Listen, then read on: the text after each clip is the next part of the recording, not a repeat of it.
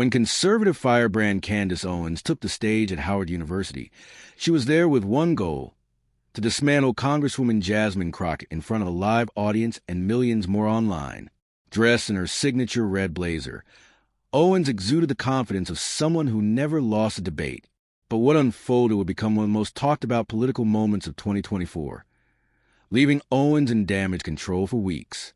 Before we dive into this explosive confrontation, make sure to hit that subscribe button and ring the notification bell so you don't miss future videos on political titans clashing. Trust me, you've never seen a debate end quite like this. The tension in the Howard University auditorium was palpable. On one side stood Candace Owens, the 35-year-old provocateur who built her career on owning the libs and championing Donald Trump. On the other, Congresswoman Jasmine Crockett, the 43-year-old former public defender from Texas, known for her sharp wit and even sharper comebacks in congressional hearings. "I'm here to expose the Democratic plantation mentality," Owens declared, her voice dripping with contempt. And Jasmine Crockett is their newest overseer. The crowd gasped, some booed, others cheered, but Crockett just smiled. That smile should have been Owens' first warning that this wouldn't go as planned. To understand why this moment was so significant, you need to know who these women are and why their clash represents something much bigger than just two people arguing on a stage. Candace Owens had built her entire brand on being the black conservative who speaks the truth about the Democratic Party. With over 4 million followers on X and a daily podcast, she had become a powerhouse in conservative media. Her go-to move, attacking black Democrats as slaves to the party, labeling them race hustlers, and positioning herself as the one who escaped the plantation. Jasmine Crockett was different. The freshman congresswoman from Dallas had spent years as a public defender. Unlike many politicians from privileged backgrounds, Crockett had worked her way up, defending people who couldn't afford a lawyer. She won her seat by listening to her community, not by creating viral videos. But don't mistake her professional demeanor for weakness. This was a woman who had faced down hostile judges and aggressive prosecutors for a living. The debate, billed as a glimpse into the future of black politics in America, sold out in minutes. Howard University, a prestigious historically black university, agreed to host after both women accepted the invitation. For Owens, it was a chance to bring her message to what she called the belly of the beast. She'd spent weeks promoting the event, calling it her Daniel in the Lion's Den moment. Her team even brought a documentary crew, hoping to film her triumph over the liberal mob. For Crockett, it was home turf. She'd attended law school there, walked those same halls, and sat in those very seats. Many of her former professors were in the audience. This wasn't just a debate. It was a homecoming with the highest possible stakes. The moderator, CNN's Abby Phillip, had barely introduced them when Owens launched her first attack. "I'm standing in a building where young black minds are being poisoned daily with victimhood narratives, and Congresswoman Crockett is here to make sure that poison keeps flowing." The Howard students in the audience shifted uncomfortably, some angry, others curious. This was exactly what Owens wanted: controversy, attention, and viral clips. She'd done this 100 times before: attack, provoke, wait for the emotional response, then claim victory. But Jasmine Crockett wasn't flustered. She was taking notes. "The stakes tonight are simple," Owens continued, pacing the stage like a prosecutor. "Either black Americans wake up to how the Democratic Party has failed them for 60 years, or they continue to vote for people like Miss Crockett who promise everything and deliver nothing but excuses." A few conservatives in the audience applauded. Owens smiled, feeling the familiar rush of commanding a room. She thought she had found Crockett's weaknesses. What Owens didn't know was that Crockett had done her homework too. And unlike Owens, who relied on talking points, Crockett had something more powerful: facts, evidence, and the ability to think on her feet from years in a courtroom. The first real clash came when Phillip asked about economic policy in black communities. Owens immediately jumped in. "The poverty rate in black communities has barely budged despite decades of Democratic control," she declared, pulling out prepared statistics. Cities like Detroit, Baltimore, Chicago, all run by Democrats, all failing black families. "How do you sleep at night knowing you're perpetuating the very systems that keep black people poor?" Some of Owens' supporters began chanting, "Facts, facts, facts." The Howard students, however, were not getting riled up. Instead, they were pulling out their phones to fact-check her claims in real time. Within seconds, social media was ablaze with corrections. A political science major quickly tweeted, "Owens just cited Baltimore poverty stats from 2010. Current data shows significant improvement under Democratic leadership." Crockett slowly stood up, adjusted her microphone, and spoke calmly. "Miss Owens, I sleep very well, actually. You know why? Because, unlike you, I don't make my living by selling out my community for Fox News checks." The crowd erupted. Owens' face tightened, but she tried to maintain her smile. This was expected. The sellout attack. She had a prepared response. There it is. Owens said theatrically, "When you can't debate facts, you attack the person. This is exactly the plantation mentality I'm talking about." She strutted across the stage, playing to her supporters. But something was off. The audience was met with skeptical silence and a few derisive laughs. A student in the front row was visibly shaking her head. But Crockett wasn't finished. "You're not a sellout because you think differently. You're a sellout because you deliberately misrepresent data to attack your own people. Let's talk about those cities you mentioned." She pulled out her own notes. "Detroit, you failed to mention that under Democratic Mayor Mike Duggan, the city has seen its first population growth in 60 years. Baltimore, you didn't mention that Republican Governor Larry Hogan blocked numerous economic development plans. Chicago, you conveniently ignore that the South and West Sides were devastated by Republican policies that moved jobs overseas." Owens tried to interrupt, but Crockett kept going. "Can you name a single Republican policy from the last 30 years that specifically helped Black Americans?" "Just one." The auditorium fell silent. This wasn't how these debates usually went. Owens would make her accusations, her opponent would get emotional, and Owens would pounce. But Crockett was being methodical, like a lawyer building a case. Owens scrambled, mentioning the Tax Cuts and Jobs Act of 2017. Crockett interrupted. "A study by the Urban Institute found that most Opportunity Zone investments went to luxury hotels and high-end apartments that displaced Black residents. Is that your example of Republican success?" The crowd was fully engaged, leaning forward, phones out recording. Owens decided to change tactics. If facts weren't working, she'd go personal. "At least I'm not taking money from George Soros and radical left organizations, like you are, Congresswoman. How much did they pay you to be their token?" The energy in the room shifted. Several audience members gasped. Crockett's expression changed, not to anger, but to pity. "Miss Owens," Crockett said slowly, "I want you to repeat what you just said. Did you just call me a token?"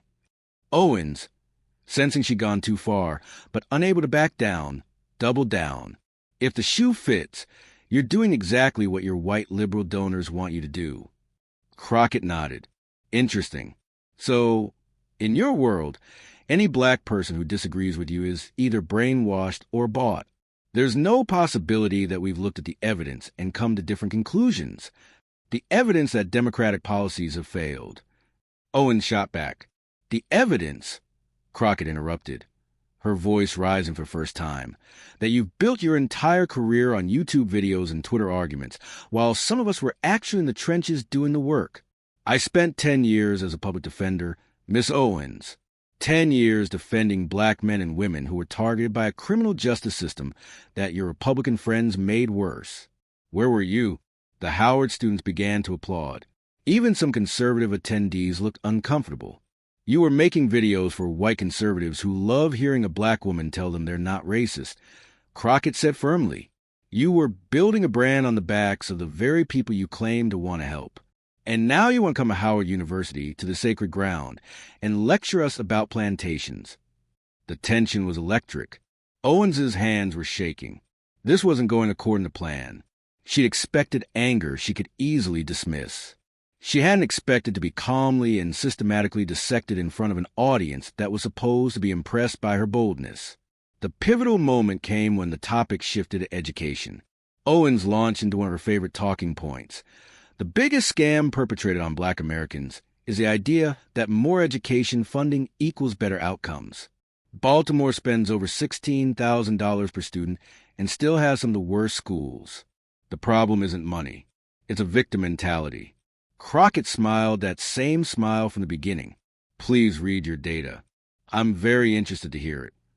Owens, thinking she finally had the upper hand, began reading from her phone. Baltimore City Public Schools, $16,400 per pupil spending, 13% efficiency in math, 16% in reading. The numbers don't lie, Congresswoman. You're right, Crockett said. The numbers don't lie, but you do. Owens's face flushed. Excuse me? You cited the pupil spending correctly, but you deliberately left out crucial context. Crockett continued. First, that $16,400 includes special education costs, transportation, and building maintenance for schools that are on average 47 years old. When you look at actual instructional spending, Baltimore ranks 47th out of 50 major cities. She wasn't done. Second, you failed to mention that Maryland's Republican Governor, Larry Hogan, withheld $2.9 billion in already approved education funding from Baltimore. Third, you didn't mention that many Baltimore schools lack basic resources like heat, air conditioning, or safe drinking water. But please tell me more about how money doesn't matter when kids are learning in 90-degree classrooms. Crockett then went on the offense. You went to Stanford High School in Connecticut. Average per pupil spending there, $19,000. Your school had Olympic-sized pools and state-of-the-art technology.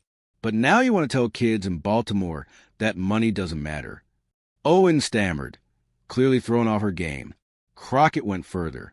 And speaking of your background, didn't you receive financial aid to attend the University of Rhode Island? Didn't you benefit from programs designed to help students afford college? But now you oppose those same programs for other black students. The crowd was now fully on Crockett's side. Some people stood up to applaud. Owens looked around desperately, but even her supporters looked uncomfortable. This is exactly what I'm talking about. Owens said, her voice cracking slightly. Personal attacks instead of addressing the issues. Personal attacks? Crockett laughed. Ms. Owens, you call me a token and a plantation overseer. You built your entire career on personal attacks against black leaders and institutions. But the moment someone examines your record, suddenly you want civility. Crockett pulled out a tablet. Let's talk about your record, shall we? In 2015, you ran a website that published articles criticizing Donald Trump. You called him a monster. But in 2017, suddenly you're his biggest defender. What changed? Did Trump become less a monster? Or did you discover that defending him was more profitable? Owens's face went from red to pale. People evolve, she said weakly. You saw the checks, Crockett interrupted. Your speaking fees went from nothing to $50,000 per appearance. Once you became a black woman who defends Trump, your social media following exploded. You went from a nobody to a somebody by telling white conservatives exactly what they wanted to hear. And you have the audacity to accuse me of being bought. The devastating blow came when Crockett pulled up a tweet on her tablet. Ms. Owens, you recently tweeted that George Floyd died of a drug overdose, not police brutality. Do you stand by that statement? Owens shifted uncomfortably. This was a trap. I believe in following the facts wherever they lead. The facts? Crockett's voice was ice cold.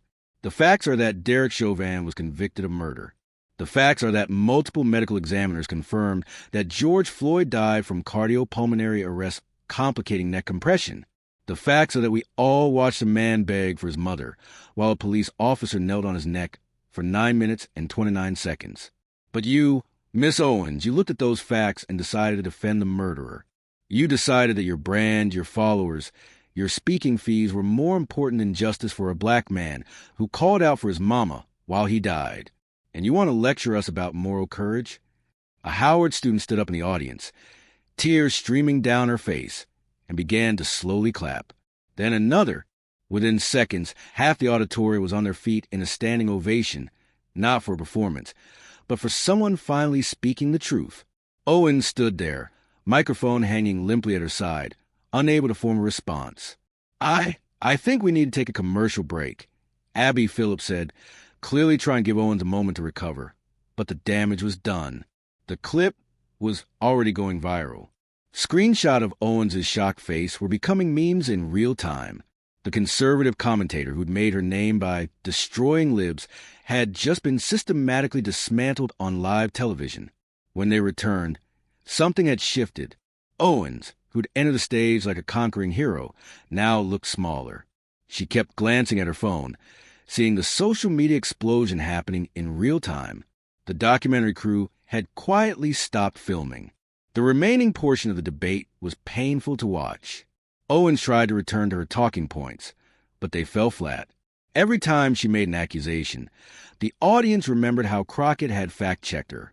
Crockett, for her part, didn't pile on. She had made her point. She spoke passionately about her experience as a public defender and laid out specific policy plans.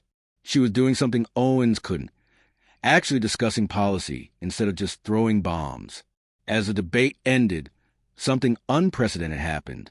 Owens, who usually stayed after events for selfies and interviews, quickly left the stage. Her team hustled her out a side door, avoiding the media scrum. Crockett, meanwhile, stayed for over an hour, talking to students and answering questions. She wasn't gloating. She was doing what she'd always done, connecting with her community. The social media aftermath was swift and brutal. Hashtag Crockett Destroys Owens became the #1 trending topic.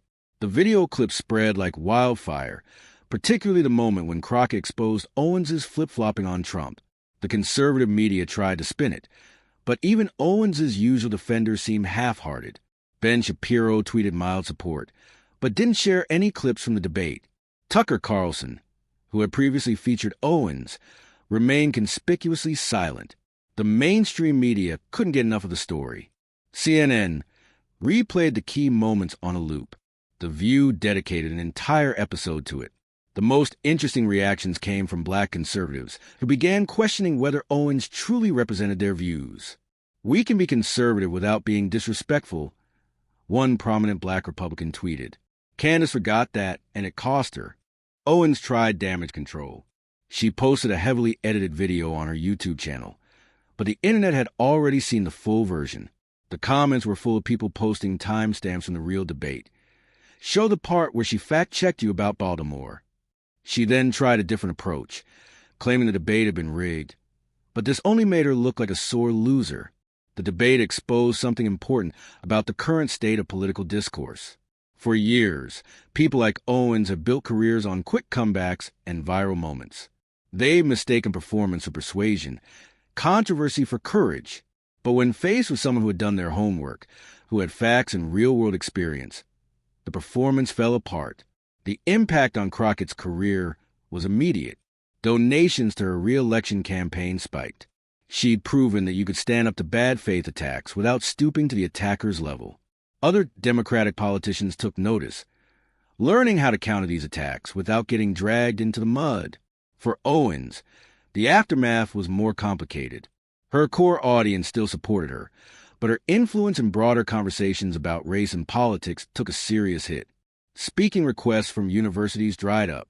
Her team quietly deleted old tweets and videos where she had used the plantation rhetoric.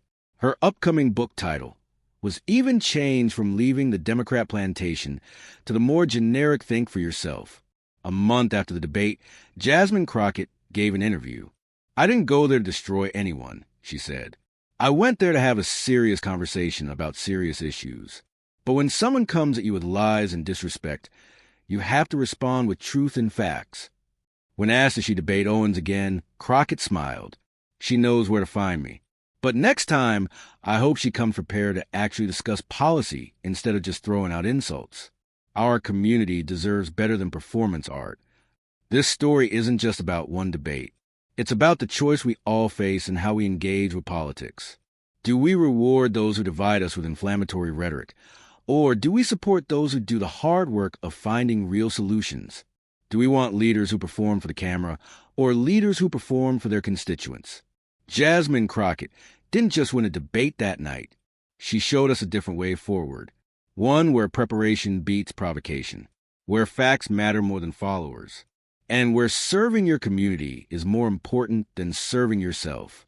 And Candace Owens? She learned a lesson that many bullies eventually learn.